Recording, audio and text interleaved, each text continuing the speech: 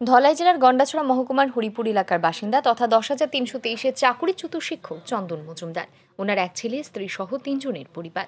গত অক্টোবর মাসে চন্দনবাবুর স্ত্রী সঞ্চিতা সাহা মজুমদারের স্তনে টিউমার ধরা পড়ে। টিউমার নিয়ে কিছুদিন জিবি হাসপাতালে চিকিৎসাধীন ছিলেন। গত মার্চ মাসে টিউমারটির নানান পরীক্ষা নিরীক্ষা শেষে ক্যান্সার ধরা পড়ে। তারপর থেকে তিনি গত 6 মাস যাবৎ আগরতলা ক্যান্সার হাসপাতালে পর্যায়ক্রমে চিকিৎসাধীন আছেন।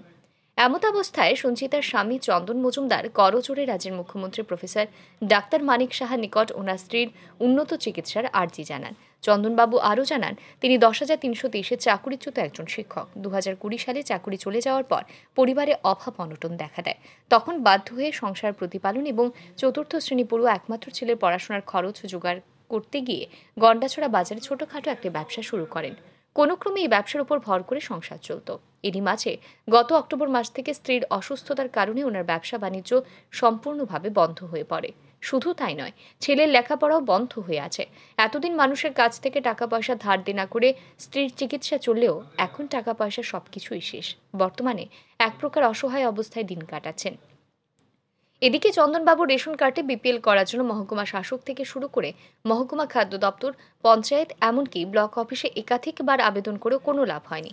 বিপিএল কার্ড থাকলে চিকিৎসার ক্ষেত্রে অনেকটাই সুবিধা পাওয়া যায়। এক্ষেত্রে রেশন কার্ডে এপিএল থাকায় তিনি বিভিন্ন সুযোগ সুবিধা থেকে বঞ্চিত হয়ে আছেন। এমতাবস্থায় স্ত্রীর প্রাণ বাঁচাতে সংবাদ মাধ্যমের মুখোমুখি হয়ে মুখ্যমন্ত্রীর হস্তক্ষেপ কামনা করেন তিনি। আমার উন্নত চিকিৎসার জন্য আমি আমাদের ত্রিপুরা রাজ্যের মাননীয় মুখ্যমন্ত্রীর কাছে করজোড়ে আবেদন করছি আমার এই ব্যাপারটা দেখার জন্য এবং আমাদের সহযোগিতা করার জন্য। আমি জানি উনি দয়াশীল ব্যক্তি, আমাদের সহযোগিতা করেন, সহযোগিতা করেন।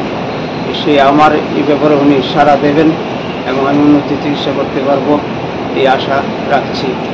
ছেলের পড়াশোনা শেষ মনোরঞ্জ দিয়েছি।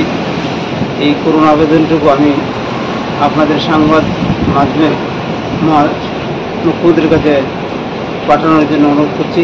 আমি যে অবস্থায় আছি, স্ত্রীকে ফেলে মাননীয় মুখ্যমন্ত্রী মহাশয়ের সাথে যে জমিনে সাক্ষাৎ করব, সেই সময়টুকু আমার এখন নেই, করতে আমি তাই সংবাদ মাধ্যমের মাধ্যমে এই খবরটা ওনার কাছে পৌঁছানোর জন্য আমি করজোড়ে অনুরোধ করছি। এখন দেখার মুখ্যমন্ত্রী এই অসহায় পরিবারটির দিকে হাত বাড়িয়ে দেয় কিনা। Bureau report, RE news.